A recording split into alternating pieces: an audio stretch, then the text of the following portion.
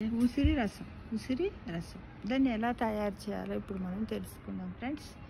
ఉసిరి రసాన్ని ఎలా తయారు చేయాలి? కావలసిన పదార్థాలు: కందిపప్పు 1.5 కప్పు, ఉసిరికాయలు 5, టమాటాలు 2, ఎండుమిర్చి 2, మిరియాల పొడి 1/2 స్పూన్, జీలకర్ర 1/2 స్పూన్, వెల్లుల్లి 3 రెబ్బలు, అల్లము చిన్న ముక్క, కరివేపాకు కాస్త, పసుపు 1/2 స్పూన్, కొత్తిమీర 2 స్పూన్లు, ఇంగువ చిటికెడు, నెయ్యి 2 స్పూన్లు, ఆవాలు 1/2 స్పూను, ఉప్పు, నీళ్ళు తగినంత.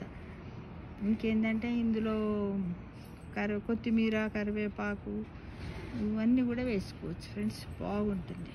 అయితే తయారు చేసే విధానం ఏంటంటే, తయారు చేసే విధానం లోపల ఉసిరిని టమాటా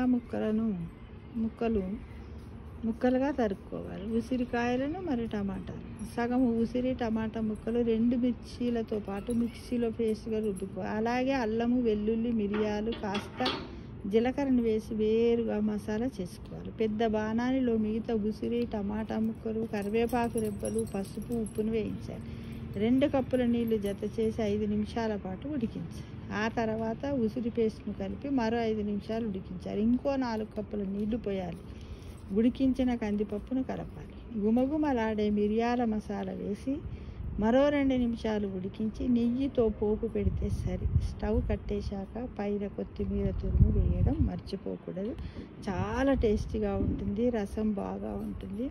దీనివల్ల మన బాడీకి ఇమ్యూనిటీ పెరుగుతుంది, ఎలాంటి ఇన్ఫెక్షన్స్ కూడా మనకు రావు.